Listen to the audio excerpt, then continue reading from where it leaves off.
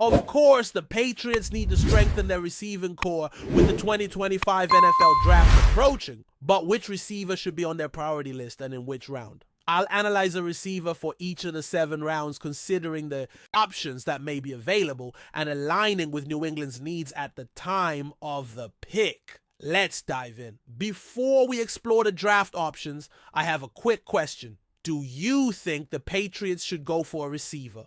We already have a top receiver, so the pressure on the management team is somewhat reduced. However, as Patriots fans, we know that our history with selecting receivers hasn't been the best. So I ask, would you like the team to go for a standout receiver? If so, show your support. So far, we have 9 picks in this NFL draft. After the recent trade, we've added a 5th round pick and lost a 7th round pick, but overall our situation remains unchanged.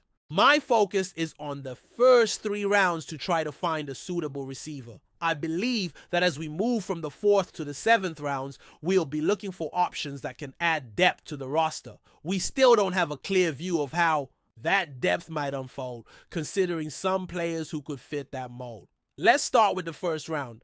The top receiver who should be targeted is undeniably a standout athlete. He stands out as one of the best talents in this draft, whether at receiver or quarterback. However, the bitter truth is that I don't think he will be available at pick number 4. I appreciate the win that positioned the team favorably, but it seems he would fit better with another team. I don't believe he will drop past the top picks. Given this, the situation becomes delicate with the 4th pick. Ideally, in this round, the Patriots should pick the best player available, even if choosing a receiver isn't the most appropriate option at this time. It might be wiser to opt for another position. However, if this receiver is available, he should be the pick.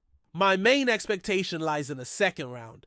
I hope the team looks for a receiver with a 38th pick, as he would be a great complement to the current roster. He's a talented player with great speed and a good catch radius. I don't see him falling too far in the depth chart. He would likely become the number 2 receiver, freeing up another player for a different role. As we can see, he had a considerable number of receptions, which shows his potential to succeed in the NFL.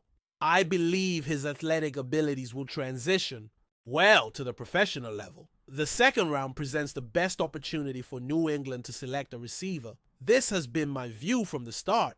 If a standout receiver is secured in the 1st round, then in the 2nd round, the focus should be on selecting an offensive lineman. On the other hand, if an offensive lineman is chosen in the 1st round, the 2nd round should focus on finding a receiver. It's crucial to address deficiencies in the offense. With a talent of this caliber, who had a good number of touchdowns and a low drop rate, it's essential to make the right decisions. If an offensive lineman is selected in the 1st round, the 2nd round must focus on acquiring a receiver. It's vital to address the weaknesses in the offense. A player like Luther Burton, who has 6 touchdowns and only 3 drops, with an average of 11.1 yards per reception, aligns well with the appealing reception average. Moreover, it's clear that Drake May had a strong evaluation of this situation last season. It's impressive that he had only 19 incomplete passes out of 61 on 80 targets. Therefore, Luther Burton could be an excellent asset for a young quarterback, especially under the direction of a skilled offensive coordinator. One analyst recently commented on Burton's potential contributions, highlighting how another receiver was extremely agile in escaping defenders, creating separation, and making plays after the catch. Burton is exceptional, likely one of the best receivers in this draft in terms of his ability to advance after the catch, if not the best in that regard.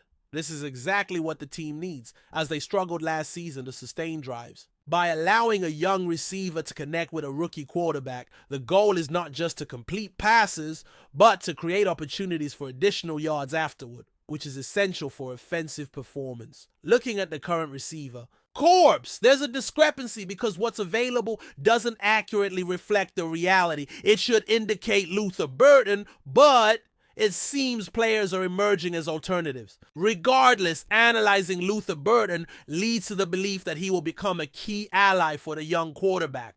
The dynamic between these 2 players could resemble relationships on other successful teams. Additionally, having a player who is 1 year younger could foster mutual growth. especially considering the uncertainty about how long the more experienced receiver will remain with the team. Choosing a receiver who can contribute immediately while learning from an established player is essential. So the question is, should the team select Luther Burton in the 3rd round? Having a player who is 1 year younger could really benefit the team, as he could grow alongside another player, especially considering the uncertainty about how long the more experienced receiver will be with the team. It's essential to choose a receiver who can stand out this year while learning from a proven player. So should the team go for Luther Burton in the 3rd round? There's also interest in a player from Iowa State in the 3rd round. This athlete stands at 5 feet 10 inches, which makes him a bit shorter compared to other receivers in the draft. However, he recorded 80 receptions and accumulated over 1,000 to 200 yards. It's been a while since the team had a receiver who reached the 1,000-yard mark, so it's believed he would be a valuable addition. From the 1st to the 3rd round, there's potential for a significant impact. But between the 4th and 7th, he may fall a bit down the hierarchy. Coaches have shown interest, hosting him for a pre-draft visit. There's no information on how that meeting went, but overall, if a player catches the attention of someone in a leadership position, it's likely others are also watching him as a potential asset to fit into their system. The professional comparison of his speed and versatility resembles another receiver. Knowing that he possesses a similar skill set is encouraging, as having a solid presence in the receiving corps can greatly benefit a team in need. If developed under the guidance of a more experienced player, this could turn into a valuable investment. In the last 24 games he played in 14, recorded 80 receptions, received 119 targets, accumulated 1,200 yards, and averaged about 15 yards per reception. This is particularly attractive for this player. Furthermore, he had only 4 drops in 14 games, demonstrating exceptional receiving ability. This could be the last chance to select a receiver before we start adding more competition for players like Bourne, Booty, Polk, and Javon Baker. Therefore, I'll still be keeping an eye on draft options from the 4th to the 7th rounds, as the team might look to intensify competition at the receiver position. However, before diving into more details, I'd like to mention something. There's an official platform for the team's ticket sales, offering a great experience for those looking to attend sporting events, shows, comedy, or even theater performances. These tickets are an excellent option and provide a pleasant experience. They guarantee the best price and assist in saving on last-minute offers, which is ideal for those who tend to leave things until the last moment. Additionally, I can view my seat before purchase, allowing me to know exactly where I'll be. So if all of this sounds interesting, feel free to download the app, which provides a discount on the first ticket purchase, subject to the applicable terms. Returning to the topic, my focus for the 4th round receiver will be Jalen Royal. However, this pick may not be as secure. I foresee him being selected at the end of the 3rd round, potentially not making it to the 4th. But if he is available, I really believe the team should take this opportunity. It's time to act. Jalen Royal will be my pick in the 4th round among receivers. This decision may be a bit risky. I predict he could be selected at the end of the 3rd round, possibly not making it to the 4th. If he's still available, I think the team should consider a player like Royal, as I see great potential in him. He averages 15 yards per reception, totaling 834 yards on 55 receptions from 81 targets. His football IQ is remarkable, and he shows a sharp awareness of how to run routes and where defenders are positioned. While there's room for growth, the comparison to a high-caliber player is positive, as he has been compared to Stephon Diggs on a smaller scale. He could develop into a talent similar to Diggs, benefiting from the guidance of a veteran in the locker room to help younger players. I have a feeling Royal could see playing time in the regular season instead of just fighting for a spot on the roster. I'm optimistic about Jalen Royal, but I'm aware that many other teams in the league are also interested in him, so I can't guarantee that he'll be available in the 4th round. Moving on to the 5th round, I'll choose Ty Felton from Maryland. Standing at 6'2" and weighing around 183 pounds, he accumulated 1,200 yards in receptions. Again, I see him as a talented athlete that New England could consider in their plans. However, at this stage in the 5th round, the expectation is not necessarily to find a starter. His 40-yard dash time is 4.3 seconds, indicating that he's a fast, tall, and slender receiver with plenty of room for development. Under McDaniel's coaching, if he plays outside or is moved inside, I believe having a player of his size will be advantageous. If a player like Kahan Booty is no longer with the team, I'd like to see Felton, with his height and reception skills, become a target for the quarterback, especially on long routes of 40 to 60 yards, as we know he has the skills to make those plays. He just needs to connect with the right quarterback. However, I will continue. It would be interesting to see a tall athlete with excellent reception abilities becoming a target for a quarterback, especially on long passes ranging from 40 to 60 yards, as we know he has the ability to execute those plays. It's crucial for the receiver to be in the right position for the connection to happen. Moving on to the 7th round, considering the lack of a 6th round pick, it doesn't make sense to discuss a round where the team won't be making a selection, so I'll shift to a receiver. Although there's a lack of information about him, his 2024 stats are worth noting. He recorded 104 receptions and accumulated 1,300 yards, with his longest reception reaching 45 yards, and he undoubtedly scored 16 touchdowns, facing 6 drops. At this stage of the draft, it's rare to dive into stats since the risk of the player being waived is high. Normally at this point, the pick is made based on the best player available. So if the team opts for a wide receiver in the 7th round, I believe he could be a good addition to training, possessing considerable speed.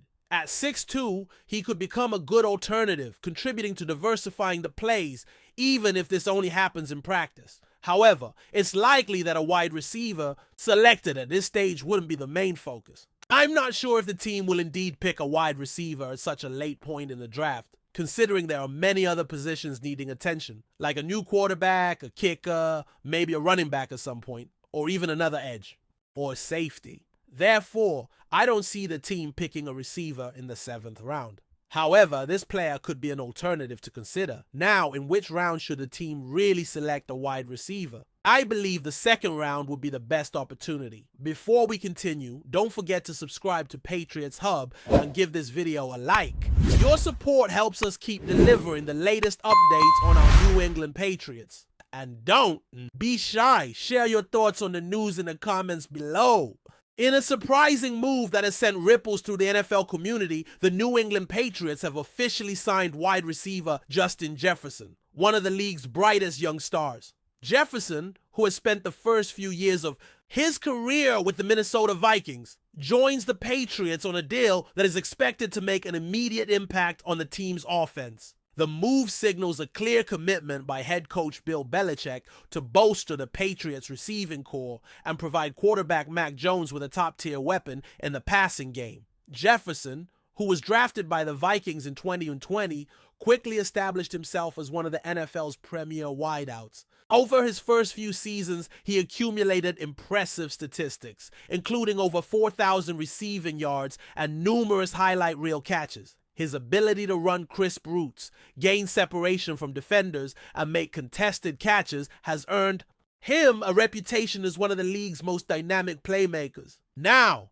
as he transitions to a new chapter with the Patriots, Jefferson is expected to bring the same level of excellence to Foxborough. For the Patriots, this acquisition is particularly noteworthy. In recent years, the team's offense has struggled to find consistency, especially in the passing game. While the Patriots have had success with a strong running game and a solid defense, their wide receiver unit has often been a point of concern. With the signing of Jefferson, the team hopes to elevate its aerial attack and provide Jones with a legitimate #1 receiver. Jefferson's ability to stretch the field and create mismatches with defenders will be invaluable as the Patriots look to become more explosive on offense. While the deal represents a major addition to the roster, it also comes with high expectations. Jefferson's presence will likely place additional pressure on the Patriots to compete in a highly competitive AFC East, where teams like the Buffalo Bills and Miami Dolphins have invested heavily in improving their own offenses. The Patriots